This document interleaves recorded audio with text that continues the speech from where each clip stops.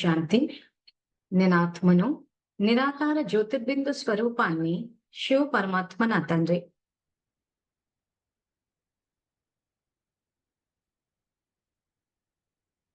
నేను ఆత్మను, శాంతి స్వరూపాన్ని, శివ పరమాత్మ నా తండ్రి.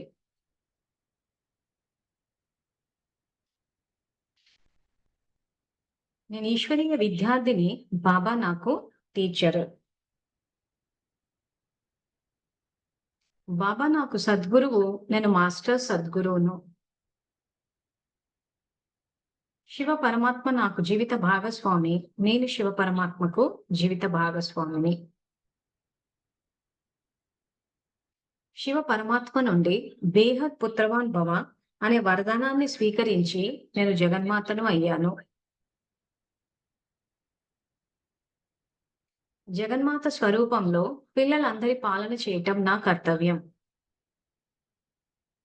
జగన్మాత స్వరూపంలో పిల్లలందరికీ తండ్రి పరిచయాన్నిచ్చి తండ్రి సమానంగా చేయటం నా కర్తవ్యం.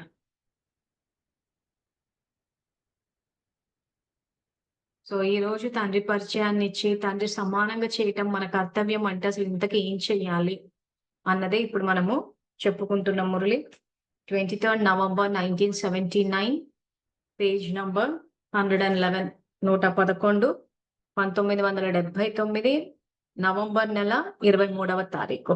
నమ్రత అనే కవచం ద్వారా స్నేహం మరియు సహయోగం లభిస్తాయి. సో ఈ రోజు ఈ మురళిలో బాబా బ్రహ్మబాబాని చూడమని చెప్పారు. బ్రహ్మబాబాని చూశారు కదా, చూడడం కూడా బేహద్ దృష్టితో, మాటలు కూడా బేహద్ మాటలు వినటం మరియు వినిపించటం, సంబంధ సంప్రదింపుల్లో కూడా బేహద్ సంబంధం, ప్రతి సంకల్పం కూడా బేహద్ కళ్యాణం ఎలా అవుతుందనేదే ఉండేది. సంస్కారం కూడా బేహద్ త్యాగం మరియు బేహద్ తపస్సు ఉండేది. కేవలం 2 లేదా 4 గంటల తపస్సు కాదు. బేహద్ తపస్సు అనగా ప్రతి సెకండ్ తపస్యా స్వరూపం, తపస్యామూర్తి, మూర్తి మరియు ముఖంలో త్యాగం, తపస్సు మరియు సేవ సదా సాకార రూపంలో ప్రత్యక్షంగా చూశారు. ఇది యాక్చువల్ గా మనం చేయాల్సిందే.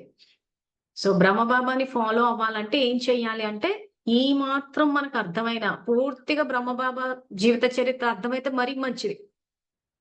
ఇంకా మనం కలియుగి పర్వతాన్ని ఎత్తడానికి చిటికన వేలు కాదు, పూర్తిగా రుద్రజ్ఞాన యజ్ఞం యొక్క బాధ్యత భుజాల మీద తీసుకోవాలి. సో ప్రతిదీ బేహద్.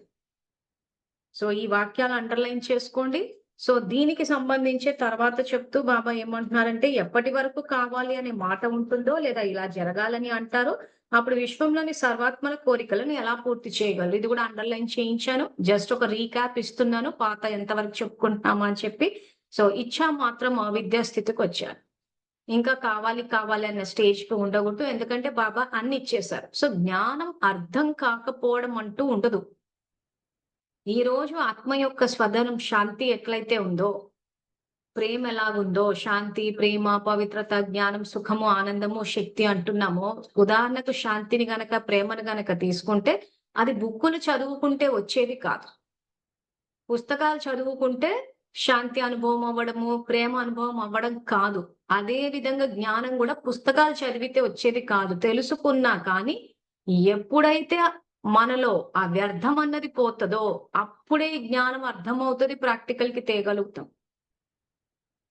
ఆ బయట నుంచి ఎప్పుడైతే ఆ చెత్తని, తమో ప్రధానతని తీసుకోవడం మానేస్తామో దానికే బాబా మనకు రాజయోగం నేర్పిస్తున్నారు.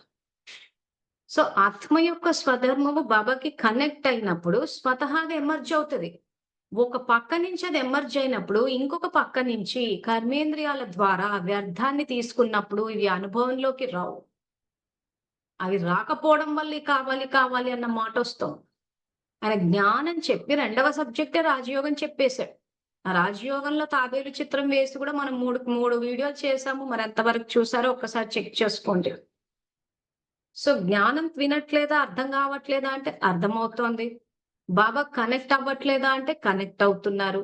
మరి కనెక్ట్ అయిన తర్వాత కూడా మరి ఎందుకు ఆ నమ్రత గాని, స్నేహం గాని, సంయోగం గాని, కావాలి అని గాని, లేదా బాబా చెప్పిన భాష ఏదైతుందో అది ఎందుకు రావట్లేదు అని అంటే బయట నుంచి తీసేసుకుంటున్నాము. సో ఏం ఆలోచించాలి మనము అన్నదే బాబా ఇక్కడ చెప్తున్నారు. సో అవ్వాలి అనే సంకల్పానికి అడ్డుగోడ పడేది ఒకవైపు, ఇది అవ్వాలి అనే సంకల్పం వస్తుంది. మరోవైపులో అంతిమ సమయం అవుతున్న సంకల్పం కూడా వస్తుంది. సో ఇక్కడ ఆయన ఏం చేస్తున్నాడు? ఆత్మిక పిల్లలకు ఆత్మిక తండ్రి జ్ఞాన భోజనాన్ని పెడుతున్నాడు. సంకల్పాల భోజనాన్ని పెడుతున్నాడు. కావాలి అనే మాట ఉంటుందో అంటే మాట అంటే మళ్ళీ స్థూలానికి వెళ్ళిపోకండి. ఆలోచనే. ప్రతిదీ ఆలోచన స్థాయిలో అర్థం చేసుకోవాలి. సో ఈరోజు ఎవ్వరు పెట్టని భోజనము సంకల్పాల భోజనం, సమర్థ సంకల్పాల భోజనం ఒక్క శివబాబానే పెడతారు. అది స్వీకరించినప్పుడు ఆత్మ శక్తిశాలిగా అవుతుంది. ఈ ఆత్మనే గనక తీసేస్తే శరీరం ఏమీ లేదు.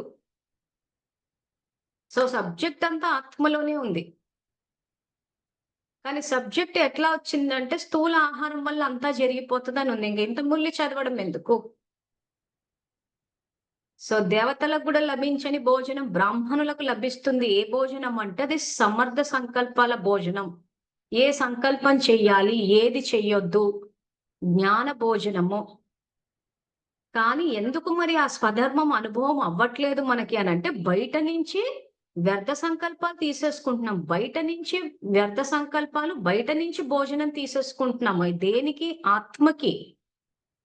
దాన్ని ఏమైపోయిందంటే బుద్ధి బలహీనంగా ఉన్న ఆత్మలు స్థూల ఆహారానికి వర్తింపచేసేసారు. బయట తినకూడదు అని అంటే బయట స్థూలమైన ఆహారం అనుకున్నారు.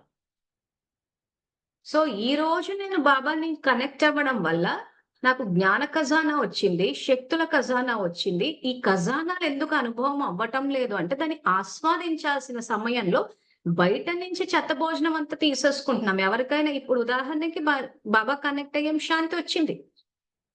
కానీ బయట కర్మేంద్రియాల ద్వారా చూసి వీళ్ళకు కోపం ఎక్కువ, వీళ్ళు ఇలా మాట్లాడుతున్నా నా చెత్తని తీసుకుంటున్నాం కాబట్టి శాంతి అనుభవంలోకి రావట్లే. అంటే తమో ప్రధాన భోజనాన్ని తీసేసుకుంటున్నాం. అందుకే ఆయన మనకి యోగం అన్నది చెప్పాడు. యోగ రూపి కవచం వేసుకోండి, బయట నుంచి తీసుకోద్దా. సో ఎవరైతే బుద్ధి శక్తిశాలిగా ఉంటుందో వాళ్ళు శివబాబా జ్ఞానాన్ని ఆత్మజ్ఞానం కింద అర్థం చేసుకుని ఈ శక్తిశాలి సమర్థ సంకల్పాల భోజనాన్ని స్వీకరించి ఆత్మని శక్తిశాలిగా చేసుకుంటారు. ఆ తర్వాత నెక్స్ట్ లెవెల్ ఎవరైతే ఉన్నారో వీళ్ళంతా దీన్ని స్థూలానికి తీసేసుకుని ఆహారం ద్వారా ఆత్మని పవిత్రంగా చేద్దామని చెప్పి అక్కడే ఉండిపోతారు. క్లారిటీ చాలా అవసరం మనకి. ఎందుకంటే మళ్ళీ మళ్ళీ చెప్తున్నాం, శరీరంలోంచి ఆత్మని తీసేస్తే దీంట్లో ఏమీ లేదు. దానికి అటు భోజనము అవసరం ఉండదు, దానికి ఉన్న రోగాలు అనుభవంలోకి రావు, ఏది అనుభవంలోకి రాదు శరీరానికి ఒకవేళ ఆత్మని తీసేస్తే. సో ఏది చేసినా ఆత్మస్థాయిలోనే చెయ్యాలని చెప్తున్నాడు. ఆ పాయింట్ అర్థమైతే ఈ సబ్జెక్ట్, ఈ నమ్రతాన్న కవచ స్నేహం మరియు సంయోగం లభిస్తాయి అంటారు. ఈరోజు ఆత్మస్వధర్మం అనుభవం కాకపోవడము, మీది నుంచి ఆ నమ్రతాన్న కవచం లేకపోవడము, ఆవేశాలకు వచ్చేయడము. సో మళ్ళీ మాకు శాంతి అనుభవం అవ్వట్లేదు, యోగం కుదరట్లేదు. సో యోగం కుదరకపోవడం అంటూ ఉండదు అసలు. అది ఒక సెకండే. కానీ ఇక్కడ ఏమవుతుందంటే బయట నుంచి తీసేసుకుంటున్నాం. అవగాహన అంతే. ఇది అవగాహనతో చేయాల్సిన సబ్జెక్టు. అర్థం కాని వాళ్ళు ఏం చేశారంటే మార్గాన్ని కఠినం చేసేసారు. ఎందుకంటే స్థూలానికి తీసుకున్నప్పుడు మార్గం కఠినం అవుతుంది, సూక్ష్మానికి ఆత్మకి తీసుకున్నప్పుడు మార్గము సులువైపోతుంది. సో అర్థం కాని వాళ్ళు చేసిన పని ఇది. అర్థమైన వాళ్ళు ఏం చేశారంటే సింపుల్ గా అవగాహనతోటి చేసుకుంటూ వెళ్ళిపోయారు. సో ఎప్పుడైతే ఆ రకంగా అవగాహన అన్నది ఉంటుందో స్నేహము సంయోగం అందరి నుంచి లభిస్తాయి అంటారు. సో కరెక్ట్ గా చెయ్యాలి కానీ అంతిమ సమయం వరకు కూడా కుటుంబం నుంచి స్నేహము సంయోగం రావాలి. మనం జ్ఞానంలోకి వచ్చినా సంయోగం వచ్చేసారి. అంత రికార్డింగ్ స్ట్రాంగ్ ఉండాలి. మళ్ళీ నన్ను వెనక్కి లాగారు, ముందుకు వద్దన్నారు, ఉండిపోమ్మన్నారు, కూర్చుండిపోమ్మన్నారు, ఇవన్నీ అంటున్నామంటే మనం ఇక్కడ సంగమ యుగంలో స్నేహము సంయోగం ఇవ్వలేదని అర్థం. సో నెక్స్ట్ పేజ్ 112 కూడా మనం లాస్ట్ టైం చెప్పేసుకున్నాము. సో ఆ మురళిలో కూడా బాబా సేవాదారుల గొప్పతనం ఏంటి, అమృత వేళ ఏం చెయ్యాలి, ఇవన్నీ చెప్పేశారు. తర్వాత మధువనం అనేది 2వ పారాగ్రాఫ్ చదువుతున్నారు. సో లాస్ట్ క్లాస్ ఏం చెప్పుకున్నాము అన్నది కొంత రీక్యాప్ ఇచ్చాను. ఇప్పుడు మళ్ళీ మురళి చదువుతున్నాను. మధువనం అనేది విశ్వం అంతటిలో ఉన్నతమైన స్తంభం. ఎక్కడి నుండి చూసినా కాని అనగా దూరం నుండి చూసినా దగ్గర నుండి చూసినా స్తంభం అనేది ఎత్తుగానే కనిపిస్తుంది. స్తంభం ఎత్తుగా ఉంటే అందరి దృష్టి దాని వైపుకి వెళ్తుంది. ఇదే విశేష బేహద్ సేవ. అడుగడుగులో బ్రహ్మబాబా సమానంగా నడవాలి. బ్రహ్మబాబాని చూశారు కదా, రాత్రి మేల్కుని కూడా తరంగాలు వ్యాపింపచేయాలని ఆలోచించేవారు. అలాగే పిల్లలందరికీ ఇలాంటి ఆలోచనలే నడవాలి. ఏదైనా కార్యక్రమం ఉంటే చేస్తాం అని అనకూడదు. సో, ఇక్కడ బ్రహ్మబాబాని ఫాలో అవ్వాలంటే బ్రహ్మబాబా రాత్రి గూడా మేలుకొని కూడా తరంగాలు వ్యాపింప చేయాలని ఆశ. సో, రాజయోగులకు బాబా పెట్టిన నిద్ర యోగ నిద్ర. ప్రజాయోగులైతే ఇక అదే యోగ నిద్ర ఉండదు. ఇంచుమించు మొద్దు నిద్రలు, బుద్ధి యొక్క సోమరితనం అన్నట్టు ఒంటి మీద సోయ లేకుండా నిద్రపోయినట్టు ఉంటది. ఎక్కడ పడితే నిద్ర, ఎప్పుడు పడితే అప్పుడు. అలా కూర్చున్నారంటే అలా తూలిపోతుంటారు, సోలిపోతూ ఉంటారు. వీళ్ళంతా ప్రజాయోగులు. ఎందుకంటే రాజయోగులకు బాబా పెట్టింది యోగ నిద్ర.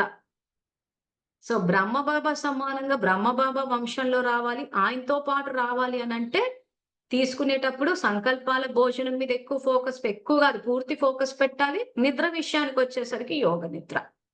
సో, నిద్ర శరీరానికి అవసరమే. కానీ ఏ టైంలో నిద్రపోతున్నారు? రాజయోగులైతే బాబా కేటాయించిన సమయం రాత్రిపూట, ప్రజాయోగులు దాసదాసీలు పగటిపూట కూడా నిద్రపోతారు. సో, ఇలాంటివి చెప్పినప్పుడు మధురమైన పిల్లలు మరి సెంటర్‌లలో అక్కలు మధ్యాహ్నం నిద్రపోతున్నారు అనంటే రాజయోగులు కాదు కాబట్టి. సో, 3 గంటలకు లేచి పాటలేసుకున్నంత మాత్రాన రాజయోగులు అయిపోరు.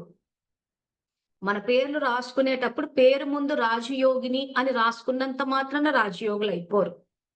ఎప్పుడు రాజయోగులవుతారు? ఎప్పుడైతే ఆత్మ రూలింగ్‌లోకొస్తుందో, ఎప్పుడైతే ఆత్మ కర్మేంద్రియాల మీద రాజ్యం చేస్తుందో, ఎప్పుడైతే యోగ నిద్ర పోతామో, ఎప్పుడైతే సంకల్పాల భోజనం అంటే స్థూలం నుంచి సూక్ష్మానికొస్తామో, ఎప్పుడైతే బాబా చెప్పినట్టు పూర్తిగా బేహద్ సేవ ఈ స్టార్టింగ్‌లో ఏవైతే వాక్యాలు చదివానో, ఆ దృష్టితోటి, బేహద్ దృష్టితోటి మాటలు వినడం అన్నీ బేహద్. మళ్ళీ నా సెంటరు, నా జోన్ అంటే హద్దులోకెళ్ళిపోయారు. సో, వాళ్ళు బాబా పిల్లలా, వీళ్ళు బాబా పిల్లలా అని హద్దు గీసాము అనంటే బ్రహ్మబాబా సమానంగా అవ్వలేదంటే ఇంకా స్ట్రెయిట్‌గా చెప్పాలంటే అసలు బ్రహ్మవంశీయులే కాదు.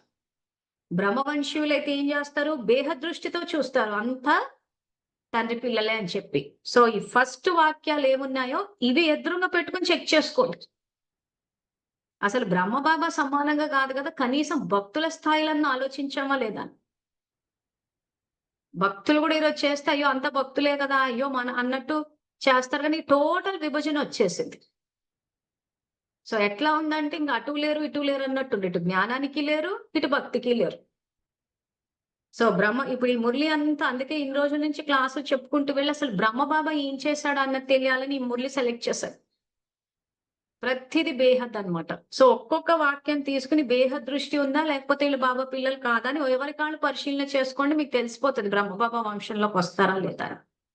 సో, అదే విధంగా ఇక్కడ నిద్ర విషయానికొచ్చేసరికి రాజయోగులకు బాబా పెట్టిన నిద్ర యోగ నిద్ర. సో, ఎప్పుడు పడితే అప్పుడు ఒక సమయము, సందర్భాలు లేకుండా నిద్రపోతున్నాము అనంటే బ్రహ్మబాబాతోటి మ్యాచ్ అవ్వట్లేదు. ప్లస్ బుద్ధి యొక్క సోమరితనము, తనువు యొక్క సోమరితనం కాబట్టి పూర్తిగా ఔట్. ఫెయిల్. అంటే సంకల్పాల మీద కంట్రోల్ లేదు. తనువు మీద కంట్రోల్ లేదు. బుద్ధి మీద కంట్రోల్ లేదు. అంటే రాజయోగులు కాదు. ప్రజాయోగులు. సింపుల్. మీరెక్కడికొస్తారో మీకే తెలిసిపోతది ఇలాంటివన్నీ చూసుకుంటే. సో, ఇగ అందుకే రాత్రి మేల్కొని కూడా తరంగాలను వ్యాపింపచేయాలని ఆలోచించేవారు. అలాగే పిల్లలందరికీ ఇలాంటి ఆలోచనలే నడవాలి. ఈ వాక్యాలు చదువుకుని బాబా రాత్రి మేల్కోమన్నాడు గదా! అని చెప్పి మేల్కొని ఆరోగ్యాలు పాడు చేసుకోకండి. నిదానంగా చేస్తూ పోవాలి. వ్యర్థ సంకల్పాలని తగ్గిస్తూ పోతుంటే అలర్ట్‌నెస్ వస్తూ ఉంటది. ఆత్మిక స్థితిలో ఉంటే అప్పుడు మీకు ఆ నిద్ర ప్లస్ తిండి ఇవన్నీ బాబా చెప్పినట్టు మితంగా తిని ఒక డిసిప్లిన్డ్ వే ఆఫ్ లైఫ్ అన్నది స్లోగా తీసుకురావాలి. చెప్పాడు గదా! అని చెప్పి అర్జెంట్‌గా చేసేసి ఆరోగ్యాలు పాడు చేసుకొని కొలాప్స్ అయిపోద్ది. ఇప్పటికే అందరి ఆరోగ్యాలు పాడైపోయినాయి. తిండి లేక కొంత పాడైపోయింది.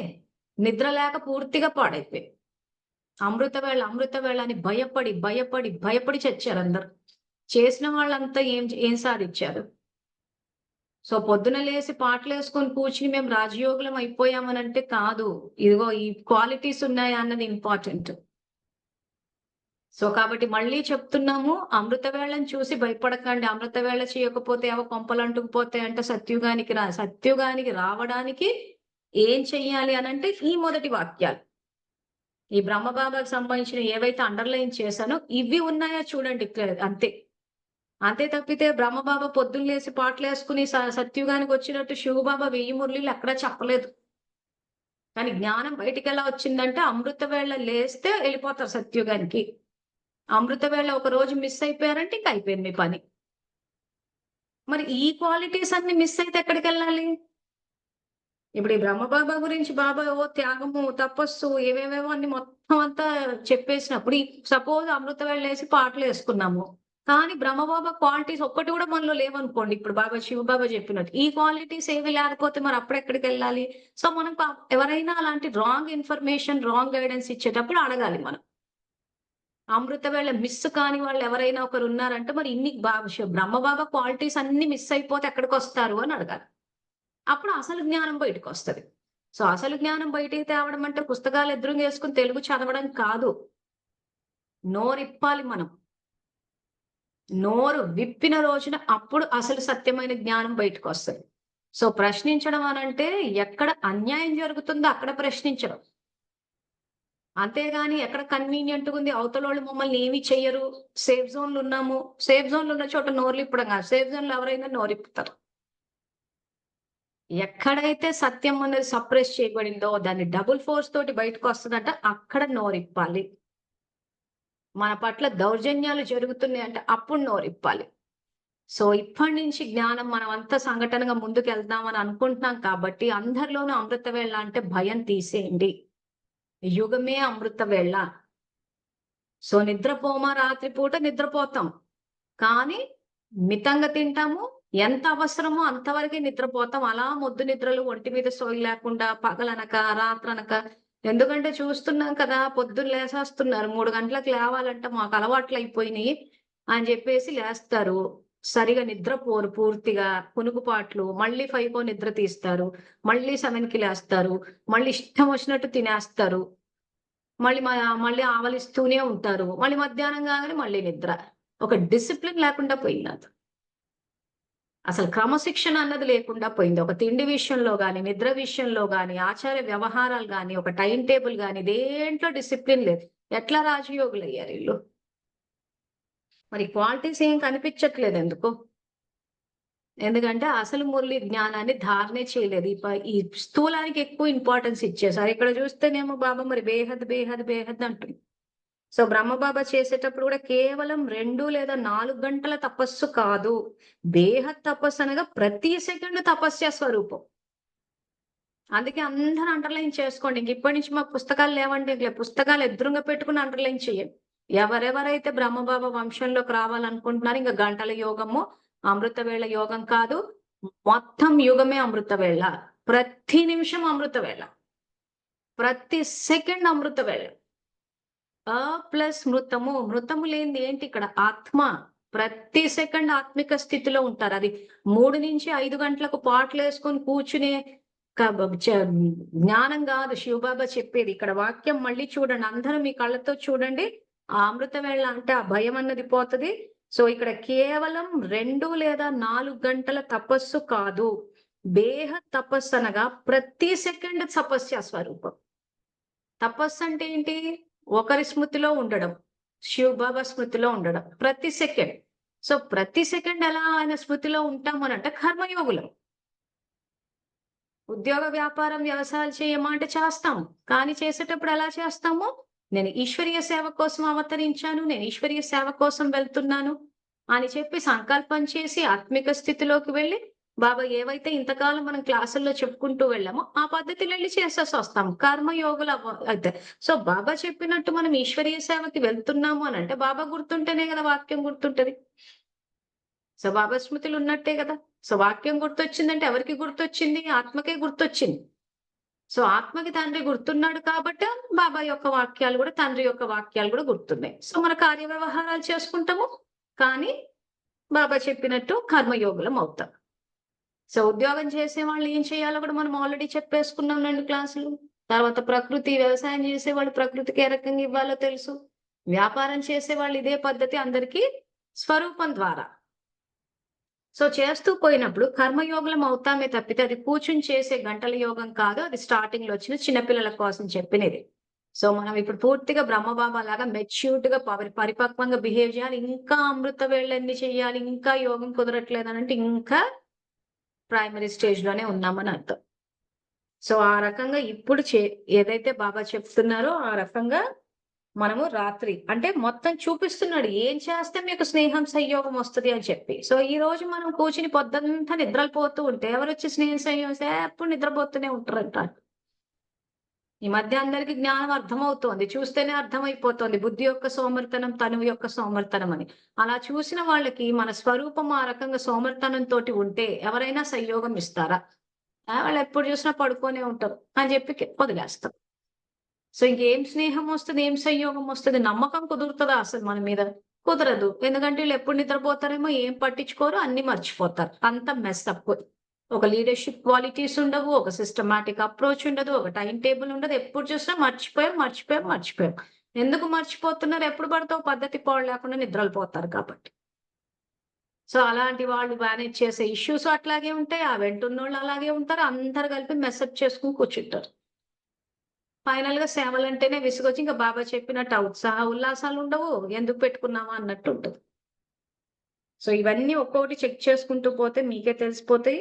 సో కాబట్టి అలాగే పిల్లలందరికీ ఇలాంటి ఆలోచనలే నడవాలి. ఏదైనా కార్యక్రమం ఉంటే చేస్తాం అని అనకూడదు. ఈ విషయంలో అందరూ చేయండి మరియు చేయించండి. చేసిన వారే అర్జునులు.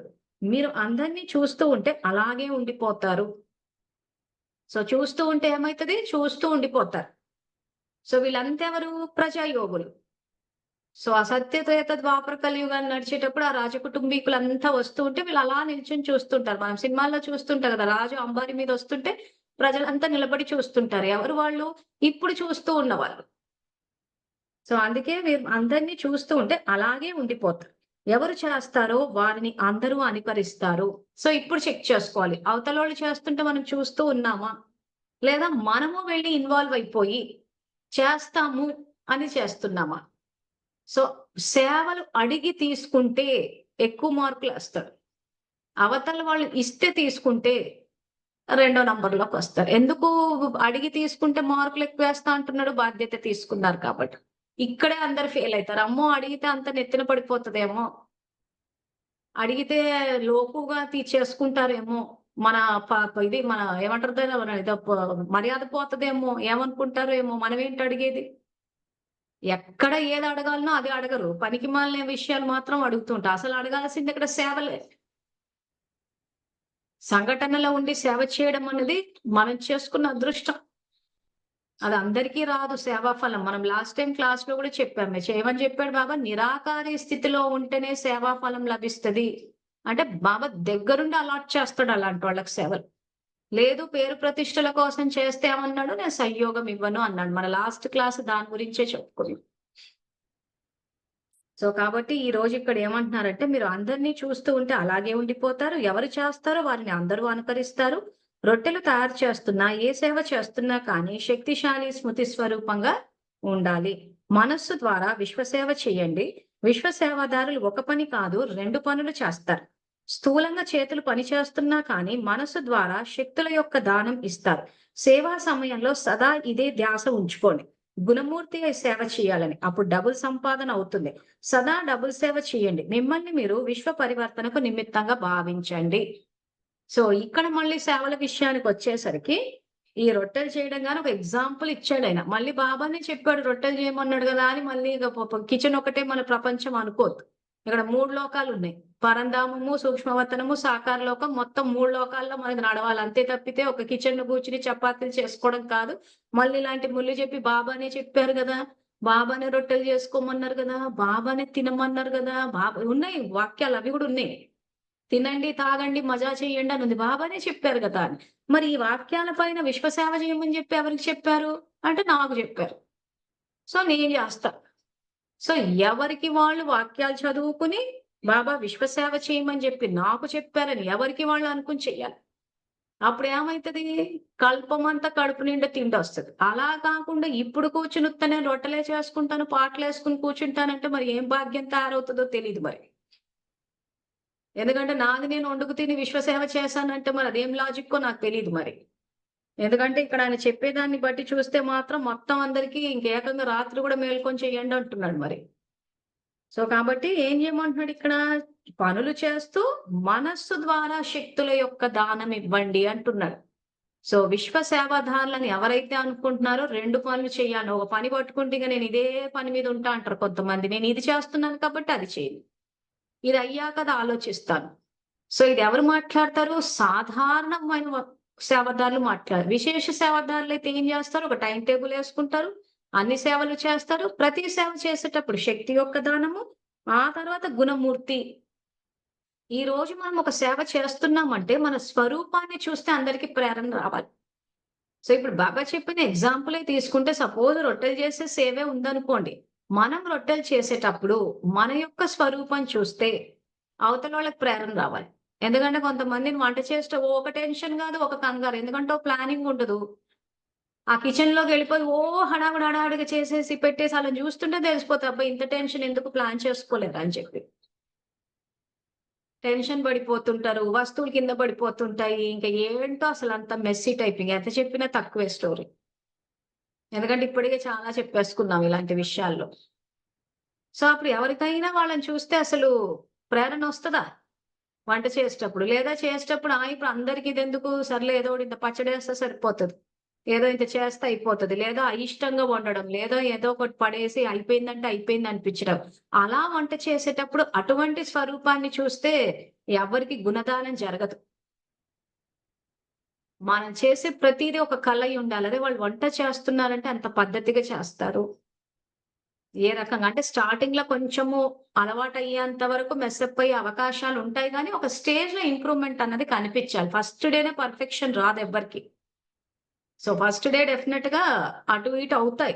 కానీ 20, 30 ఏళ్ల నుంచి చేస్తూ గూడా ఇంకా ఏమీ రానట్టు ప్రవర్తించి, ఇంకా ఏం చేయాలి అని అప్పుడే చెప్పాను గదా! కొత్త పెళ్లి కూతురొచ్చి అన్ని చెప్తే చేస్తానండి, చెప్తే చేస్తానండి. ఇంక ఆ టైప్‌లో చేస్తే మాత్రం అవ్వదు పని. బాబా చెప్పినట్టు ఇంక చేస్తాము అని అనుకుని, తెలుసుకొని చేసేసుకుంటూ వెళ్ళిపోయా. ఎందుకంటే 20, 30 సంవత్సరాల నుంచి వంట చేసినోళ్ళు కూడా కొత్త పెళ్లి కూతురులాగా ప్రవర్తిస్తూ ఉంటారు. చాలా సందర్భాలు చూసాను. ఆహా! అలా చేస్తారా? ఓహో! అలా వేస్తారా? మాకు తెలీదు అని చెప్పేసి ఇంకా ఉంటాయి గదా! సుద్దపూస డైలాగులు. మళ్ళీ ఎప్పటినుంచి చేస్తున్నంటే ఆళ్ళకెప్పుడుగో పెళ్లిళ్ళైపోయి ఉంటారు. ఎప్పటినుంచో వంట చేస్తూ ఉంటారు. కానీ ఎప్పుడూ కొత్తే. అప్పుడే అడుగుబెట్టినట్టు అత్తగారింట్లో వచ్చేసి ఎక్కడేముందని వెతుక్కున్నట్టు చెప్తే చేస్తామండి. మీరు చెప్పండి మేము చేస్తాము అంటారు. మనం ముందుండి చెయ్యాలసలు. మనం నలుగురికి చెప్పేటట్టుండాలి. అంతేగాని అవతలోళ్ళు చెప్తే మనం చేయడం ఏంటి? 30 ఏళ్ల నుంచి, 20 ఏళ్ల నుంచి వంటలు చేస్తూ. సో, ఇవన్నీ ఆత్మలో రికార్డ్ అయినప్పుడు ఏమైద్దంటే స్ట్రెయిట్‌గా మార్కులు తీసి పడేస్తారు. ఎందుకంటే మన ద్వారా గుణదానం జరగట్లేదక్కడ. చూసే వాళ్ళకి ఎవ్వరికీ ప్రేరణ రాదు. ఈమెప్పుడు చూసినా అది రాదు, ఇది రాదు చెప్తే చేస్తాను అంటే మన స్వరూపం ద్వారా ఏం ప్రేరణొచ్చింది? వీళ్ళకి చెప్పే కన్నా మనం చేసుకోవడం బెటర్ అనిపిస్తది. అలాంటి సందర్భాలు కూడా వస్తూ ఉంటాయి. సో, ఎందుకు ఆత్మ ద్వారా గుణదానం లేదు. పోనీ వంట రాదు ఎప్పటి చేస్తున్నారంటే, మేము ఎప్పటినుంచో చిన్నప్పటి నుంచి చేస్తున్నాం అంటారు. మరి ఎందుకలా మాట్లాడుతున్నారంటే, ఆ! పర్లేదు మీరు చెప్పండి. ఇవన్నీ ఏంటంటే ఆర్టిస్టులు. ఈ ఆర్టిస్టులే ఫెయిల్ అయ్యేది. వాళ్ళకిప్పుడు సంగమంలో ఆ రకంగా చేయడం అన్నది ఇక చాలా గొప్పగా మంచి పాత్ర పోషిస్తున్నాం అనుకుంటున్నామే గానీ, శివబాబా లెక్కన అది మంచి పాత్ర కాదు. ఆయన చెప్పే పాత్ర ఎట్లుంటదంటే పరిపక్వత ఉండాలి. మెచ్యూరిటీ ఉండాలి మన బిహేవియర్‌లో. సేవకొస్తున్నాము అనంటే, ఇంక మనం అడుగుపెట్టి చేస్తున్నామంటే ఇంక అందరూ రిలాక్స్ అయిపోవాలి. అబ్బా! చేసి పెడతారు ఈళ్ళని చెప్పి. మన ద్వారా సుఖాన్ని పొందాలి. అప్పుడు ఆ సుఖం మనకు తిరిగొస్తది. అలా చేయకపోతే ఏమైతదంటే, ఇప్పుడు మనం ఈ రకంగా చెప్తే చేస్తాను, నాకు చెప్తే నాకు తెలీదు, ఇట్లా అంతా చేశామనంటే, ఆ జీవితం ఎట్లుంటదనంటే, ఇంకా మనం ఎప్పుడు ఇంక సుఖపడం. ఇంక చేస్తూనే ఉండాలి. కొంతమంది ఏడుస్తూ ఉంటారు చూసారా? వచ్చిన దగ్గర నుంచి చేస్తూనే ఉన్నాం. నేను ఇంతమందికి వండి పెట్టాను, అంతమందికి వండి పెట్టాను. అంతా నా నెత్తినే ఉంది అత్తగారింట్లో అంటే నువ్వెప్పుడు సుఖాన్ని ఇవ్వలేదు కదా మరి. నువ్వు ఎవ్వరికీ సుఖాన్ని ఇవ్వనప్పుడు పదమాపదం సుఖం తెచ్చి ఖాతాలో ఎందుకేస్తాడు బాబా? అవకాశం ఇచ్చాడు. ఇప్పుడు ఈ జ్ఞానంలోకొచ్చి ఒక 10 సంవత్సరాలయిందంటే 10 సంవత్సరాలు 84 జన్మల్ని తయారు చేసేటప్పుడు ఎప్పుడు చూసినా ఆర్టిస్టుల్లాగా ప్రవర్తిస్తూ ఉంటే ఆయనెందుకు పుణ్యం ఇస్తాడు? ఇంక జీవితమంతా ఇంక ఇలాగే ఉంటదనమాట. వాళ్ళంతా పని నా నెత్తినే పడిపోయింది. అందరూ నా మీదే చేసేసారు. సుఖం లేదు ప్రాణానికంటే నువ్వివ్వలేదు కాబట్టి. గుణదానం అన్నదే జరగలేదక్కడ. సో, అదే చెప్తున్నాడాయనిక్కడ. 2 సేవలు జరగాలి. ఒకటి శక్తుల దానం జరగాలి. 2 గుణమూర్తి సేవ చేయాలని చెప్పి ఇదే ధ్యాస ఉంచుకోండి. అప్పుడు డబుల్ సంపాదన అవుతుంది. సదా డబుల్ సేవ చెయ్యండి. మిమ్మల్ని మీరు విశ్వ పరివర్తనకు నిమిత్తంగా భావించండి. సో నేను నిమిత్తం అని ప్రతి ఒక్కరూ అనుకోవాలి. సో నిమిత్తం అన్న పదం చూడగానే అందరూ అదొక బ్రహ్మకుమారిలకు వర్తింప చేసేసారు. ఏమంటే శివబాబా బ్రహ్మకుమారిలనే నిమిత్తం చేశాడంట. అంటే మిగిలిన వాళ్ళు బ్రహ్మకుమారిలు కాదా? ఇప్పుడు మనమంతా గృహస్థులో ఉన్నామంటే మనం బ్రహ్మవంశీయులం కాదా? ఈ రోజు బ్రహ్మ ముఖవంశావళి ద్వారా వెలువడిన జ్ఞానాన్ని మనం వింటున్నాము, స్వీకరిస్తున్నాము, ధారణ చేస్తున్నామంటే బ్రహ్మవంశీయులే. సో మనం బ్రహ్మవంశీయులం అయ్యామా లేదా అన్న దానికి చెకింగ్ పాయింట్ ఏంటి? ఈ మురళిలో స్టార్టింగ్ వాక్యాలు. అవి అండర్‌లైన్ అయిపోవాలి. మీకు బై హార్ట్ అయిపోవాలి ఇప్పటికి. సో ఈ క్వాలిటీస్ గనక మనలో ఉంటే బ్రహ్మవంశీయులు. సంపూర్ణ బ్రాహ్మణులు. ఇలా అయిన వాళ్ళే బ్రాహ్మణ్స్ ఆఫ్ ఫరిష్తా నెక్స్ట్ స్టేజ్‌కెళ్తారు. Brahmins of farishta, farishtas of devata. అసలు ఈ క్వాలిటీసే మనలోకి రాలేదు. కనీసం రొట్టెలు చేసేటప్పుడు, వంట చేసేటప్పుడు కూడా మన ద్వారా శక్తి దానం జరగలేదు. మన ద్వారా గుణదానం జరగలేదు. ఇంక మీద నుంచి మనం చేస్తుంటే అందరూ భయపడిపోయి లేదా ఏదో ఒకటి వండి పడేసినామంటే పడేసినాం అంతే. పనయిపోయిందా అంటే పనయిపోయింది. ఆ టైప్‌లో చేస్తే మాత్రం అసలు మార్కులే వెయ్యడాయన. ఇంక పూర్తిగా సేవ చేసినా తీసుకెళ్ళి వ్యర్థ ఖాతాలేసేస్తాడు. సో వ్యర్థ ఖాతాలేసినప్పుడు ఏమైతదనంటే మనకు తినడానికి తిండి ఇవన్నీ ఉండొచ్చు కానీ సుఖం ఉండదు. ఎందుకంటే మనం ఇక్కడ మన గుణం ద్వారా, మన స్వరూపం ద్వారా ఎవరికీ సేవ జరగలేదు కాబట్టి. అందుకే అలా చేస్తూ, చేస్తూ ఏడుస్తూ ఉంటారు అందరెప్పుడు. ఎందుకు? ఎవరికీ సుఖాన్నివ్వలేదు. అమ్మో! మేం చేస్తే వాళ్ళు కూర్చొని సుఖపడిపోతారేమో! కాబట్టి మేము చెయ్యము. అని చెప్పేసి దొంగెత్తులు ఎత్తేస్తూ ఉంటారు. అంటే ఏంటి? అవతల వాళ్ళు సుఖపడడం అన్నది మనకు నచ్చటం లేదు. అవతల వాళ్ళు సుఖపడడం అన్నదంటే మేము చేస్తూ కూర్చుంటే ఆళ్ళు కబుర్లు చెప్పుకుంటారా? మేము చేస్తూ కూర్చుంటే ఆళ్ళు మళ్ళీ మా మీద పడిపోతాయి అనంటే అవతల వాళ్ళు సుఖపడతారన్న విషయం మనకు నచ్చటం లేదు కాబట్టి సుఖం మన జీవితంలోకి రాదు. అలా అని చెప్పి చేసి సోమరితనాన్ని పెంచొద్దు. పరిస్థితికి తగ్గట్టు నిర్ణయం తీసుకోవాలి. క్లాస్ చెప్పేటప్పుడు ఓవరాల్‌గా జూమ్‌లో అందరిని అడ్రెస్ చేస్తాం కాబట్టి ఎక్కడ తప్పులు జరుగుతున్నాయో చెప్తున్నామో, మీరు నిర్ణయాలు తీసుకునేటప్పుడు ఆత్మిక స్థితిలో ఉంటే మీకే ఆత్మ ఇండికేషన్ ఏస్తది. ఏ టైంకి ఏ నిర్ణయం తీసుకోవాలి. అవతల వాళ్ళు సుఖపడుతున్నారంటే సందర్భం ఏంటి? అది ఇల్లా? లేకపోతే సేవకెళ్ళామా? అక్కడ పరిస్థితులు, వ్యక్తులు, సందర్భాన్ని బట్టి అర్థాలు మారిపోతాయి. దాన్ని బట్టి నిర్ణయం తీసుకోవాలి. అంతేగాని స్టాండర్డ్‌గా తీసేసుకోవద్దు. సా లేదా శివబాబాని అడిగి నిర్ణయాలు తీసుకోవాలి. అందరూ సుఖంగా ఉండేటట్టు సేవ చేస్తాము. అలా అని చెప్పి సోమరితనాన్ని కూడా ఎంకరేజ్ చెయ్యం. సో, ఆ విధంగా నెక్స్ట్ బాబా ఏమంటారంటే, నేను నిమిత్తం అని ప్రతి ఒక్కరూ అనుకోవాలి. ఉపన్యాసంలో చెప్తారు కదా! ముందు స్వయాన్ని మార్చుకోండి. అప్పుడు విశ్వం మారిపోతుందని. ఈ విషయం మీకోసం కూడా కదా! ఇతరుల పొరపాటుని చూసి స్వయం పొరపాటు చేయకండి. ఇతరుల పొరపాటు కనిపిస్తుంది కానీ, నేను కూడా పొరపాటు చేస్తున్నాను అనేది కనిపించదు. ఎవరైనా ఒకరు చెడు మాట్లాడుతూ ఉంటే, వారి సాంగత్యం ద్వారా మీరు కూడా చెడు మాట్లాడితే, సాంగత్యం యొక్క రంగు అంటుకున్నట్లే కదా! ఒకవేళ ఎవరైనా పొరపాటు చేస్తున్నా కానీ, మనం మాత్రం సరిగ్గా ఉండాలి. వారి సాంగత్యం యొక్క ప్రభావంలోకి రాకూడదు.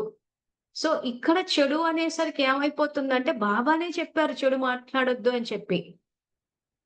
చెడు మాట్లాడడానికి, నిజాలు మాట్లాడడానికి తేడా ఉంది. ఆ విషయం తెలీక. అందుకే చాలా సార్లు చెప్తుంటాం. వ్యక్తిగత విషయాలకొచ్చే వరకే ఇముడ్చుకునే శక్తి సమాజం ప్రభావితమవుతుంది, దేశం ప్రభావితమవుతుందంటే ఖచ్చితంగా స్పందించాల్సిందే. ఈ క్లారిటీ లేకపోవడం వల్ల ఏమైపోయిందంటే తప్పు చేసేవాడిని ఎంకరేజ్ చేస్తూ పోయారు. సో, ఎక్కడ అది చెడు వ్యక్తిగతం వరకా? లేదా సమాజం ప్రభావితమవుతుందా? సాంఘిక దురాచారాలు. సో, ఈరోజు శివబాబా అవతరించి సృష్టి తమోగైంది. మీరీరోజు తమోగా ఉన్నారని చెప్తున్నారంటే, ఆయన చెడు చెప్తున్నాడా? చెడు మాట్లాడాడనుకోవాలా? లేకపోతే నిజాలు చెప్తున్నాడనుకోవాలా? సో, ప్రశ్న నేను మళ్ళీ అడుగుతున్నాను. శివబాబా, బ్రహ్మబాబా ఈరోజు సాంఘిక దురాచారాలేవైతే ఉన్నాయో, సింపుల్‌గా తీసుకుంటే బానిసత్వంతో కూడుకున్న సమాజాన్ని సమానత్వంతో తీసుకొస్తామని చెప్పేసి, ఎక్కడెక్కడ సమస్యలున్నాయో చెప్తూ పోయారు. మీరు పతితులయ్యారు, మీరు ఈ రకంగా అయ్యారని చెప్పారంటే ఆయన చెడు చెప్పారా? లేదా నిజం చెప్పారా? సో, చెడుకి, నిజానికి మధ్యలో డిఫరెన్స్. సో, ఆన్సర్ మీరందరూ పెట్టమని చెప్తే నిజం చెప్పారనే పెడతారు. కానీ ప్రాక్టికల్ లైఫ్‌లోకి రావాలి. ఎందుకంటే ఇప్పటికి గూడా ఫోన్‌లు మాట్లాడుతుంటే చూస్తున్నాం గదా! చాలా మంది కన్‌ఫ్యూజ్ అయిపోతున్నారు. మాట్లాడాల్సిందంతా మాట్లాడి, అవును నేనిలా మాట్లాడాలో లేదో నాకు తెలియట్లేదు. చెప్పాలో చెప్పకూడదో గూడా నాకు తెలియట్లేదు అంటున్నా. అంటే ఏంటి? క్లారిటీ లేదు. ఏ ఉద్దేశంతో చెప్తున్నారు? జ్ఞానం తెలుసుకోవాలని ప్రశ్నిస్తున్నారా? సో, జ్ఞానం తెలుసుకోవాలి, పరిష్కారం తెలుసుకోవాలని ప్రశ్నిస్తున్నారంటే అది రైటే అవుతది గదా! లేదా కొంతమంది పనిగట్టుకుని కూర్చుని ఇంక అదే పని మీద ఇలా చేశారు, అలా చేశారు, అలా పెట్టంటే ఇది చెడు అయింది. నువ్వు పరిష్కారాన్ని కోరుకుని సరిదిద్దుకుంటాను. ఈరోజు మన జీవితంలో చెడు జరిగిందంటే అది మన కర్మభోగమే. దాన్ని మార్చుకోవాలంటే గైడెన్స్ తీసుకొని ప్రశ్నించాల్సొస్తది. కానీ ప్రశ్నించేటప్పుడు ఇప్పుడు నాకు ఆ సమస్య చెప్పేటప్పుడు అవతల వాళ్ళు చెడు వాళ్ళు అని నా నుంచి సమాధానం కోరుకుంటే అది కరెక్ట్ కాదు. ఎందుకంటే మనం ఏది చేసుకోకుండా రాదు. అయితది కర్మభోగం అన్నయి ఉండాలి. లేదా పరీక్షనే ఉండాలి. ఏదైనా స్పందించాల్సింది మనమే. సో, కాబట్టి చెడుకి, నిజానికి క్లారిటీ చాలా అవసరం. అది చెడువా? లేకపోతే నిజమా అని జెప్పేసి. సో, ఇతరుల పొరపాటు కనిపిస్తుంది కానీ, నేను కూడా పొరపాటు చేస్తున్నానన్నది కనిపించదు. ఎవరైనా ఒకరు చెడు మాట్లాడుతూ ఉంటే, వారి సాంగత్యం ద్వారా మీరు కూడా చెడు మాట్లాడితే, సాంగత్యం యొక్క రంగు అంటుకున్నట్లే కదా! ఒకవేళ ఎవరైనా పొరపాటు చేస్తున్నా కానీ, మనం మాత్రం సరిగ్గా ఉండాలి. వారి సాంగత్యం యొక్క ప్రభావంలోకి రాకూడదు. ప్రభావంలోకి రావటం వలన సోమరితనంగా అయిపోతారు. ఈ విషయంలో పాండవులు ముందుకు వెళ్తారా? లేక శక్తులా? కేవలం ఒక బాధ్యత తీసుకోండి. నేను సరియైన మార్గంలోనే ఉంటాను అని. తప్పుని చూసి నేను తప్పు చెయ్యను. ఒకవేళ ఇతరులు ఎవరైనా పొరపాటు చేస్తుంటే, ఆ సమయంలో ఇముడ్చుకునే శక్తిని ఉపయోగించండి. ఈ సంకల్పం అందరూ పెట్టుకుంటే సహజంగానే విశ్వ పరివర్తన అయిపోతుంది. ఇది చేయగలరా? ఇది చేయలేరా అంటున్నారంటే, ఏదో ఒక ప్లాన్ తయారు చేయండి. కొత్త సంవత్సరంలో ఏదో ఒక కొత్త కార్యం చేసి చూపించాలి. ఒకరికొకరు శుభభావన యొక్క సంయోగం ఇవ్వండి. ఎవరి పొరపాటుని మనసులో ఉంచుకోకండి. వారికి సంయోగం ఇచ్చి నిండుగా చేయండి. శివశక్తిగా తయారు చేయండి. వీరు ఇలా చేశారు, వారు అలా చేశారని అస్సలు చూడవద్దు, వినవద్దు. లేకపోతే సోమరితనం యొక్క సంస్కారం గట్టిగా అయిపోతుంది. ఇతరులను చూసి ఇతరుల గురించి వింటూ ఉంటే స్వయం సోమరిగా అయిపోతారు. సో, ఇప్పుడు ఈ ఒక్క మురళియే తీసుకుంటే ఇదిగో బాబానే చెప్పారంటే ఈ కన్‌ఫ్యూజన్ స్టూడెంట్స్‌లో వస్తుంది కాబట్టే, ఎక్కడ అవగుణాలు చూడొద్దు, ఎక్కడ చెడు మాట్లాడొద్దు, ఎక్కడ అపకారికి ఉపకారం చెయ్యాలి, ఎక్కడ సంగమయుగి డిగ్రీ ఏదైతే శంకరుడు జ్ఞాననేత్రం తెరవాలి, తర్వాత శివశక్తి రూపాలు ఉండాలని 3 శ్రీమతాలు కలిపి చదివి ఆ రోజు మీ అందరికీ వివరించాను. శివ పరమాత్మ జ్ఞానమురళి యూట్యూబ్ ఛానెల్‌లో ఎక్కడ ఏ శ్రీమతం వాడాలని క్యాప్షన్ పెట్టి గూడా దానికొక ప్లే లిస్ట్ కూడా తయారు చేసి పెట్టాం. సో, ఇంచుమించు ఆ 3 మురళిలో సబ్జెక్ట్ కవర్ అయింది. సో, అదే మళ్ళీ ఇక్కడొచ్చింది కాబట్టి ఇక్కడ నేను మళ్ళీ వివరించట్లేదు. ఎందుకంటే ఈ వాక్యాలు చాలా చోట్ల వస్తాయి. చాలా మురళిల్లో వస్తాయి. సో, ఈ రకంగాను వస్తుంది. శక్తి స్వరూపాలే సంహారి రూపం తీసుకోండని ఉంటుంది. శంకరుడై జ్ఞాన నేత్రాన్ని తెరవమని ఉంటది. కానీ శక్తి స్వరూపంగా సంహారించరి అందరిలోని అవగుణాలు, ఆ తర్వాత శంకరుడిగా జ్ఞాననేత్రం తెరవాలన్న విషయం బయటికి రాలే. అవగుణాలు చూడొద్దని చెప్పి ఇలాంటి పాయింట్లు బాగా బయటకొచ్చాయి. కానీ ఎప్పుడైతే ఆ రకంగా మనం జ్ఞాననేత్రం తెరిచి పూర్తి తమో ప్రధానతను వినాశనం చేస్తా అప్పుడు డిగ్రీ ఇస్తా అన్నాడాయన. సో, అందుకే ఒక్కసారి ఛానెల్‌లోకెళ్ళి ఎక్కడ ఏ శ్రీమతం వాడాలని చెప్పి ప్లే లిస్టే పెట్టాము. ఆ ప్లే లిస్ట్‌లో మురళీలిచ్చాము. అది చదువుకుని క్లారిటీ తీసుకోండి. సో, కాబట్టి ఇక్కడ నేను మళ్ళీ సబ్జెక్ట్ డెప్త్‌లోకెళ్ళట్లేదు. ఎందుకంటే అక్కడ ఆల్రెడీ వెళ్ళాను కాబట్టి. తర్వాత సమయ ప్రమాణంగా ఇప్పుడు వ్యర్థం యొక్క నామరూపాలు కూడా సమాప్తి చేయండి. వ్యర్థం మాట్లాడకండి. వ్యర్థ కర్మలు చేయకండి. వ్యర్థ సాంగత్యం చేయకండి. వ్యర్థ సాంగత్యం కూడా సమయాన్ని మరియు శక్తిని సమాప్తి చేసేస్తుంది. సో, వ్యర్థం మాట్లాడడం అంటే గడిచిపోయిన గతము, భవిష్యత్తు పరచింతన. సో, ఇందాక చెప్పినట్టు ఎక్కడ ఏది మాట్లాడాలి, ఎక్కడ. టాపిక్ వచ్చింది అనంటే పరిష్కారం వైపే ఆలోచించాలి. ఇక దాన్ని అలా విస్తరించి, సాగదీసి సో, ఒక కరెక్ట్ ఉదాహరణ ఏంటంటే దేహం గురించి మాట్లాడడం. దాని గురించి కూడా ఈ మధ్య క్లాసుల్లో చెప్తూ ఉన్నాం. సేవలు అనగానే నాకు బాలేదు, మా ఇంట్లో వాళ్ళకి బాలేదు. మనకొకరికి తెలిస్తే చాలా విషయం. మొత్తం అంతా పబ్లిసిటీ అక్కర్లేదు. మాకొకవేళ ఆ టైంలో ఇంట్లో వీలైతే వస్తాము, లేకపోతే రాము. ఇవన్నీ యాక్చువల్‌గా ప్రాక్టికల్ ఎగ్జాంపుల్స్ ఇస్తూ పోతూనే ఉంటాను నేను. ఇవన్నీ చూస్తూ ఉంటాను గాని. కానీ ఎందుకో మళ్ళీ సందర్భం వచ్చేసరికి మళ్ళీ సేవదారులు అదే చేస్తుంటారు. మరి యూట్యూబ్‌లో వింటున్నారా వినంటే, అయ్యో! ఇది అసలు క్లాస్ అంటే చాలా ఇష్టం అక్క. అసలు మేము పొద్దంతా అవే వింటుంటాం అసలు. అసలు వీడియో ఆఫ్ చేసినా గాని మీ మాటలే వినిపిస్తున్నాయి అంటున్నారు. మరి ఏది ప్రాక్టికల్ లైఫు? మళ్ళీ నాకే ఫోన్ చేసి చెప్తున్నారు. సేవలంటే మళ్ళీ మా ఇంట్లో వాళ్ళకి అదేంటి వీడియో వింటున్నా అంటారు. వీడియోలు ఆఫ్ చేస్తే కూడా నా వాయిస్ వింటుందనిపిస్తున్నారు. మరి అలాంటప్పుడు మరి సేవలనగానే నాకు బాలేదు, మా ఆయనకు బాలేదని ఎందుకంటున్నారనంటే, అయ్యో! అక్క తెలియకత్తే. ఏది మరి ఇప్పుడు అలా ఇప్పుడు ఈ రకంగా చేస్తూ పోతే ఇంకెప్పటికి దారుణ స్థాయికి గాదు గదా! అసలు ఇంక బ్రహ్మబాబా సంగతయితే మర్చిపోవచ్చు ఇంకాన. అదేమంటారు దరిదాపుల్లో గూడా రాలేదు. సో, కాబట్టి వ్యర్థాన్ని మాట్లాడకండి. వ్యర్థ కర్మలు చేయకండి. వ్యర్థ సాంగత్యం చేయకండి. వ్యర్థ సాంగత్యం కూడా సమయాన్ని మరియు శక్తిని సమాప్తి చేస్తుంది. అయితే ఈ సంవత్సరం ఏమి జెండా ఎగురవేస్తారు?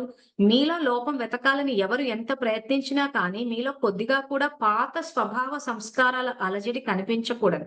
ఒకవేళ ఈ రోజే అందరూ ఈ దృఢ సంకల్పం చేసి వ్యర్థమనే రావణుడిని కాల్చేస్తే ఏమవుతుంది? సత్యమైన దీపావళి అవుతుంది. ఈ ప్రతిజ్ఞ చేయండి. ఒకవేళ ఎవరైనా మిమ్మల్ని నిందించినా అవమానపరిచిన సాధువుగా అయిపోండి.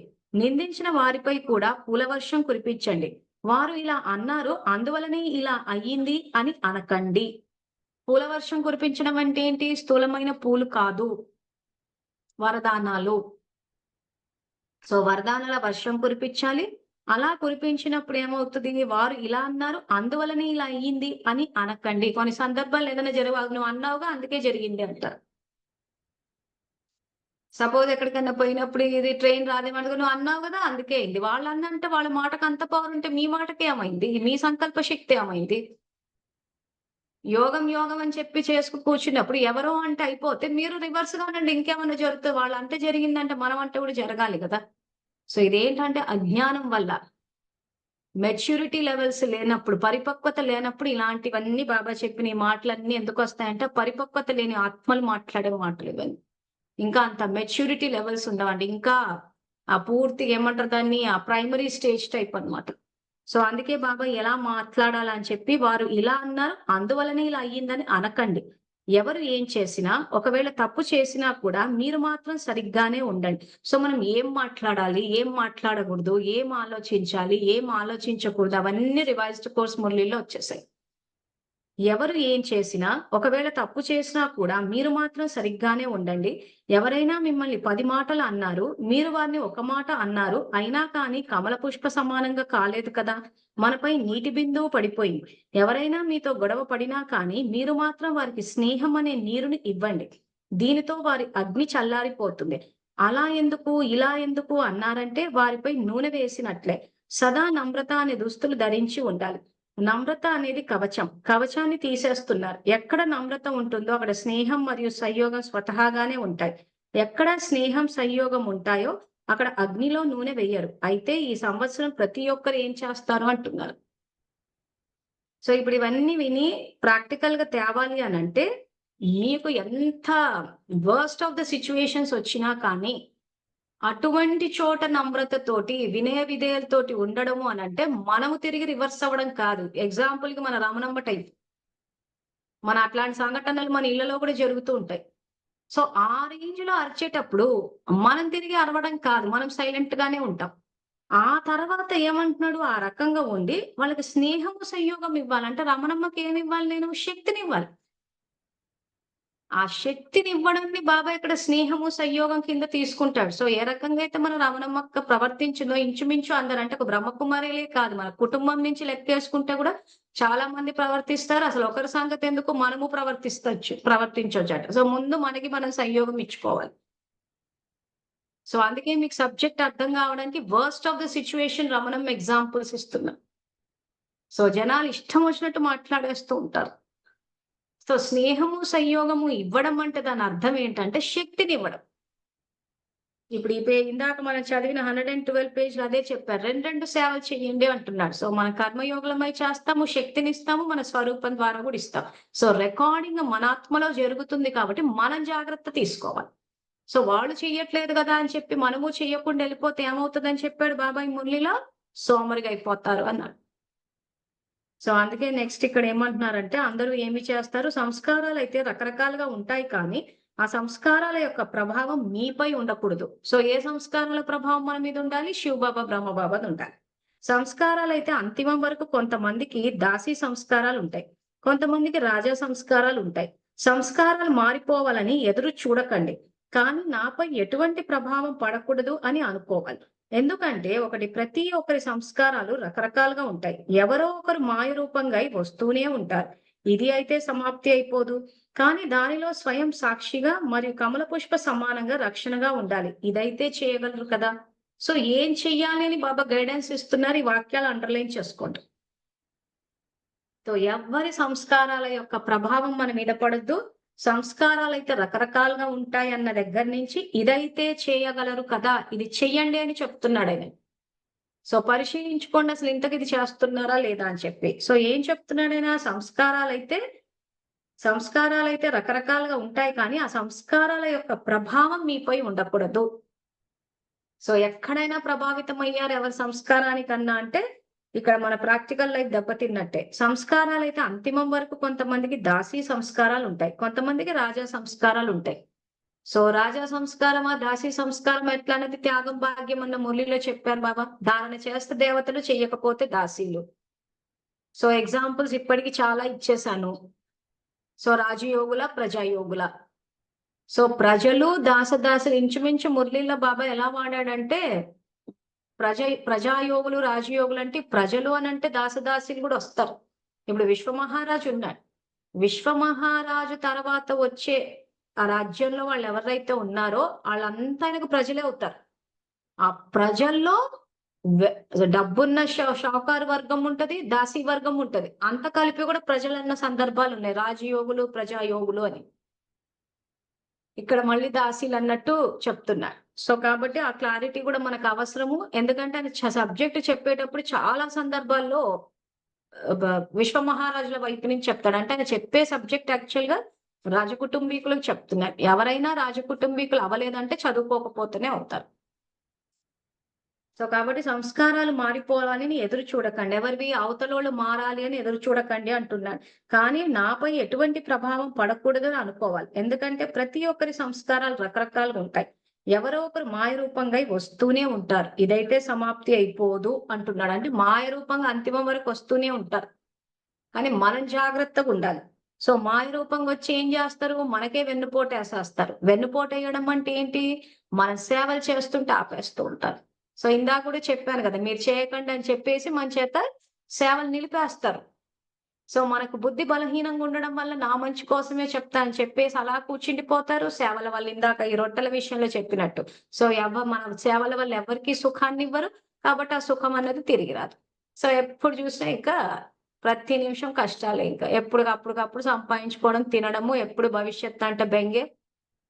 సో ఇంకా చెప్పినట్టు పూర్తిగా కల్పమంతా కరెక్ట్ గా రచించుకోలేకపోతాం జన్మల్ని. కాబట్టి ఎవరో ఒకరు మాయ రూపంగా వస్తూనే ఉంటారు. ఇది అయితే సమాప్తి అయిపోదు. సో ఎక్కువ మట్టుకు ఎవరు వస్తారు మాయ రూపంలో? మన సమీప సంబంధికులే వస్తారు. ఎవరో తెలియని వాళ్ళు ఎవరు రారు. కాబట్టి జాగ్రత్త పడాల్సింది మన సమీప సంబంధికులతోటే, బయటి వాళ్ళతోటి కాదు, తెలియని వాళ్ళతోటి కాదు, సమాజంలో జరుగుతున్న వాటి గురించి కాదు. మన కుటుంబ సభ్యులు, బంధువులు, స్నేహితుల విషయంలోనే జాగ్రత్త పడాలి. వీళ్ళే మాయ రూపంలో వస్తారు. కానీ వీళ్ళు నా వాళ్ళు అనుకుని చాలా మంది ఏం చేస్తారంటే యజ్ఞానికి దూరం అయిపోతూ ఉంటారు. అంటే సేవలకు దూరం అయిపోతూ ఉంటారు. బాబాని పక్కన పెట్టేస్తూ ఉంటారు. సో ఇంతకు ముందు కూడా చెప్పాను. మాట్లాడేటప్పుడు కూడా జాగ్రత్తలు మన వాళ్ళతోటి తీసుకోవాలి, బయట వాళ్ళతోటి కాదు. అందరూ రివర్స్ చేస్తూ ఉంటారు. ఉద్యోగులకు శ్రీమతం అన్న చోట కూడా ఈ విషయం ఎక్స్ప్లెయిన్ చేశాను. సో ఈ వీడియోస్ లో ఉంటాయి చూడండి. సో ఎవరో ఒకరు మాయ రూపంగా వస్తూనే ఉంటారు. ఇది అయితే సమాప్తి అయిపోదు. కానీ దానిలో స్వయం సాక్షిగా మరియు కమల పుష్ప సమానంగా రక్షణగా ఉండాలి. ఇదైతే చేయగలరు కదా. సో ప్రతి నిమిషము చెక్ చేసుకోవాలి. మన కుటుంబ సభ్యులు ఏమైనా మాయ రూపంలో వస్తున్నారా? స్టార్ట్ అయ్యేదే అక్కడి నుంచి. సో కుటుంబ సభ్యులు, బంధువులు, స్నేహితులు ఎవరైతే మన ఇన్నర్ సర్కిల్ ఉంటారో, ఎవరైతే సమీపంగా ఉన్నారో అక్కడే ఎక్కువ జాగ్రత్తలు తీసుకోవాలి. అలర్ట్‌గా ఉండాల్సి వస్తుంది. బయటి వాళ్ళతోటి కాదు. సో కాబట్టి దానిలో స్వయం సాక్షిగా మరి కమల పుష్ప సమానంగా రక్షణగా ఉండాలి. ఇదైతే చేయగలరు కదా. మాట్లాడేవారు మాట్లాడినా కానీ వినేవారు వినకుండా ఉండవచ్చు కదా. మర్యాద అనే రేఖ లోపల ఉండి ఏ విషయాన్నైనా నిర్ణయించండి. సంస్కారాలు రకరకాలుగా ఉన్నా కానీ ఘర్షణ ఉండకూడదు. దీనికోసం జ్ఞానసాగర్లు అయిపోండి. సో మాట్లాడేవారు మాట్లాడినా వినేవారు వినకుండా ఉండవచ్చు కదా అనంటే సాక్షిగా అవ్వమంటున్నారు. సో అవతల వాళ్ళు కూర్చుని సోది చెప్పేస్తూ ఉన్నారు, మాట్లాడుతూనే ఉన్నారు, గ్యాపులు లేకుండా మాట్లాడేస్తూ ఉంటే, మాట్లాడే వాళ్ళు మాట్లాడినా కానీ వినేవారు వినకుండా ఉండండి అంటున్నాడు. సో ఇది ఏ రకంగా సాధ్యము అనంటే అవతలోళ్ళు మాట్లాడుతూనే ఉంటారు. కానీ మనము ఒకే సంకల్పము, ఈ ఆత్మ శాంతి స్వరూపం అని ఆ సంకల్పాన్ని స్థిరంగా పెట్టగలగాలి. ఇది యాక్చువల్‌గా అభ్యాసం చేయాల్సిన విషయం. రాజయోగాన్ని అభ్యాసం చేయడం అంటే దాని అర్థం అదే. కళ్ళు తెరిచి ఎందుకు చేయమంటున్నాడాయన? కళ్ళ ద్వారా చూస్తాము, చెవులు గూడా తెరిచే ఉంటాయి. సో, కర్మేంద్రియాలు బాహర్ముఖత అంటే కర్మేంద్రియాలన్నీ బయటికే ఉన్నాయి. బయటికి ఉన్నా కానీ అంతర్ముఖులవ్వండి అంటున్నాడు. ఇది గనక అభ్యాసం చేస్తే ఈ వాక్యం ప్రాక్టికల్ లైఫ్‌లోకి తేవడం ఈజీ అవుతది. అంటే కళ్ళ ద్వారా చూస్తాము, చెవుల ద్వారా గూడా వినిపిస్తది. కానీ సంకల్పాలు కదపొద్దు. ఒక సంకల్పం తీసుకున్నామనుకోండి, నేను ఆత్మని శాంతి స్వరూపాన్నని, ఇంక అభ్యాసం స్టేజ్‌లో ఉన్నవాళ్ళు అభ్యాసం చేయండి.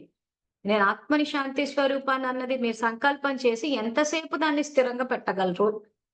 సో, అలా స్లోగా పెంచుకుంటూ పోవాలి. ఈ విషయంలో మనకు సంయోగం ఇచ్చేది ఎవరంటే మన ఇన్నర్ సర్కిలే మళ్ళీ కుటుంబ సభ్యులు, బంధువులు, స్నేహితులు. ఎందుకంటే వాళ్ళే ఎక్కువగా మాయ రూపంలో వస్తూ ఉంటారు కాబట్టి సంకల్పాన్ని స్థిరంగా పెట్టగలిగామా? సో, యోగాన్ని అభ్యాసం చేసేటప్పుడు కళ్ళు తెరుచుకుని ఉన్నట్టు చెవులు కూడా తెరుచుకునే ఉన్నాయి కాబట్టి ఏమైనా విన్నా మన స్థితి మారిపోతుందా? లేదా సంకల్పాన్ని స్థిరంగా పెట్టగలిగామా? ఇది చేయాల్సిన అభ్యాసం. సో, ట్రై చేసి చూడండి. మన్మనాభవ అని చెప్పి ఏదైతే వీడియో చేసామో రాజయోగం గురించి, ఆ మన్మనాభవ అన్న వీడియోలో కూడా ఈ విషయం చెప్పా. సో, కాబట్టి మాట్లాడేవారు మాట్లాడినా కూడా వినేవారు వినకుండా ఉండవచ్చు కదా! మర్యాద అనే రేఖ లోపల ఉండి ఏ విషయాన్నైనా నిర్ణయించండి. సంస్కారాలు రకరకాలుగా ఉన్నా కానీ ఘర్షణ ఉండకూడదు. దీనికోసం జ్ఞానసాగరులైపోండి. మేము విశ్వ కళ్యాణకారులం అని చెప్తున్నారు కదా! అంటే తప్పకుండా ఎవరో ఒకరి అకల్యాణకారిగా ఉంటారు కదా! అప్పుడే మీరు కళ్యాణం చేయగలరు. ఒకవేళ ఎవరైనా పొరపాటు చేస్తుంటే వారిని పరవశ ఆత్మగా భావించి వారిని దయా దృష్టితో పరివర్తన చేయండి. పరివర్తన చేయమనే అంటున్నాడు. ఇంతకన్నా ముందేమన్నాడు? చెడు మాట్లాడొద్దు, చెడు చూడొద్దు అనేసి ఎక్కడ చెప్పాడు? 112 పేజ్‌లో. సో, అలా చెప్పి మళ్ళీ ఇక్కడేమంటున్నాడు బాబా? దయాదృష్టితో పరివర్తన చేయండి, చర్చించకండి. అంటే శక్తినిచ్చేయండి ఆత్మకంటున్నాడు. శక్తి ఎలా ఇస్తారు? మనస్సు ద్వారా, స్వరూపం ద్వారా. ఎవరైనా రాదు అడ్డు వచ్చి ఆగిపోయినా కానీ మీరు మాత్రం దాటి వెళ్ళిపోవాలి. మరియు వారిని కూడా మీ తోడుగా చేసుకొని దాటించాలి. సో, మనము ముందుకెళ్తాము, అందరిని ముందుకు తీసుకెళ్తాం. అంతేగాని వాళ్ళు చెప్తే వినరు. ఇంక వాళ్ళకి ఎంత చెప్పినా అంతే అంటే మనం మళ్ళీ వ్యర్థమే చేసుకుంటూ ఉన్నాం. అంటే మర్యాద అన్న గీత దాటిపోయాం. సో, అంత ధైర్యం లేకపోతే స్వయం మాత్రం ఆగకండి. దాటుకుంటూ వెళ్ళిపోండి. సో, ఏం చెప్తున్నాడు? వెళ్ళేటప్పుడు వీలైతే అందరిని తీసుకెళ్ళండి. ఒకవేళ వీలు కాకపోతే మీరు ఆగిపోకండి అంటున్నాడు. సో, 10 ఏళ్ల నుంచి ఎంతోమంది నా నుంచి వెంట రాకుండా ఎంతోమంది ఆగిపోయారు. అయినా ఎందుకు ఈరోజు అంటే ముందుకెళ్ళిపోతున్నా. ఎందుకంటే బాబా మురళిలో చెప్పేస్తున్నా. అంత ధైర్యం లేకపోతే స్వయం మాత్రం ఆగకండి, దాటుకుంటూ వెళ్ళిపోండి. ఈ ధ్యాస ఉండాలి అంటున్నాడు. ఎందుకంటే మెజారిటీ ఆగిపోతుంది. చూడాలనుకుంటే విశేషతలను చూడండి. వదలాలనుకుంటే బలహీనతలను వదలండి. సంప్రదింపుల్లోకి రావలసి ఉంటుంది. చూడవలసి వస్తుందంటే విశేషతనే చూడాలి లేదా బాబాను చూడండి. ప్రతి ఒక్కరూ ఇదే సంకల్పం చేసుకోవాలి. మేము శాంతి యొక్క శక్తి యొక్క కిరణాలను వ్యాపింప చేయాలి. తపస్వి మూర్తి అయి ఉండాలి. ఒకరికొకరు మనస్సు ద్వారా, మాట ద్వారా కూడా సావధానపరుచుకునే సమయం కూడా కాదు. ఇప్పుడు మనసా శుభభావన ద్వారా ఒకరికొకరు సహయోగి అయి ముందుకు వెళ్ళండి మరియు ముందుకు తీసుకువెళ్ళండి. వీలైతే ఇవి కూడా అండర్‌లైన్ చేసేసుకోండి. సో, ఇదే సంకల్పం తీసుకోవాలి అని చెప్పి మనం ఏం ఆలోచించాలని చెప్పి బాబా లాస్ట్ వాక్యాల్లో చెప్పాడు. సో, మురళి చదివిన తర్వాత పాటలేసుకొని పడుకోకుండా పాఠం చదువుకున్న తర్వాత మురళిలో బాబా ఎక్కడెక్కడైతే ఇలా ఆలోచించండి, ఇలా భావించండి, ఈ రకంగా మాట్లాడొద్దు అన్నయన్నీ అండర్‌లైన్ అన్నా చేసుకోవాలి. లేకపోతే నోట్ డౌన్ అన్నా చేసుకొని అది ఎవరికి ఏ పద్ధతి వీలవుతదో చూసుకోండి. బుక్‌లో అండర్‌లైన్ చేసి అక్కడి నుంచి అభ్యాసం చేసేయగలరా? ఓకే. ఫైన్. లేదు మా బుక్‌లోనే నోట్ చేసుకుంటూ వస్తాను. అది మనిషి మనిషికి డిఫర్ అవుతది. అంతేగాని పక్కోళ్ళని చూడకండి. ఎందుకంటే ఒక్కొక్కరి మెథడ్ ఒక్కొక్కరిలా ఉంటది. సో, మీకేది సూట్ అవుతుందా అన్నది నిర్ణయించుకొని ఆ పద్ధతి ద్వారా ఈ ఉదాహరణకి ఈ మురళియే తీసుకుంటే ఈ మురళి ఎదురుగా పెట్టుకుని ఏం ఆలోచించాలి, ఏం ఆలోచించొద్దు అన్నది అన్నీ వచ్చేసాయి ఇందులోకి. సో, ఆ రకంగా నోట్ చేసుకొని మనన చింతన చేసుకున్నప్పుడు, ఆ పరిస్థితులు వచ్చినప్పుడు ఆత్మ ఇండికేషన్ వేసినప్పుడు బాబా శ్రీమతానికి అనుసారంగా మనం ప్రవర్తిస్తూ పోతుంటే, అందరి నుండి స్నేహము, సంయోగం వస్తూ పోతది. సో, అందరి నుండి స్నేహము, సంయోగం వస్తుందంటే ఇప్పుడు మన నుంచి వెళ్తుంది. ఏ రకంగా వెళ్తుంది?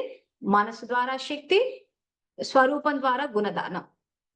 సో, అంటే ఏంటి? వాళ్ళకి ఆ ప్రేరణ ఇస్తున్నాం, ఆ శక్తి ఇస్తున్నాం. ఇది సంయోగం అంటున్నాడాయన. అది ఎప్పుడు ఇస్తాము ఆ సంయోగము? మనకు ఆ స్నేహం ఉన్నప్పుడు. స్నేహం అంటే ఏంటి? సమానత్వం. అంటే మనము అందరూ సమానమే కాబట్టి అందరిని ముందుకు తీసుకెళ్ళాలి. ఆ తీసుకెళ్లడం గూడా ఎంతవరకు తీసుకెళ్ళాలి? శివబాబా, బ్రహ్మబాబా సమానంగా తీసుకోవాలి. ఆ స్టాండర్డ్స్ పెట్టుకోవాలి. సో, ఇవన్నీ గైడ్‌లైన్స్ బాబా మనకిస్తున్నారు. శ్రీమతాన్ని గైడ్‌లైన్స్‌ని ముందు పెట్టుకొని చేస్తే అప్పుడు బాబా ఈ మురళిలో స్టార్టింగ్‌లో చెప్పినట్టు బ్రహ్మబాబా సమానంగా అయ్యి ఆ శూరవంశంలోకొచ్చి కల్పమంతా సుఖపడతాం. సో, ఈ మురళి ఇక్కడికి ఇది అయిపోయింది. మళ్ళీ తర్వాత వేరే మురళితో మళ్ళీ రేపు 8:30కి కలుసుకుందాము. అంతవరకు థాంక్ యూ. Om Shanti.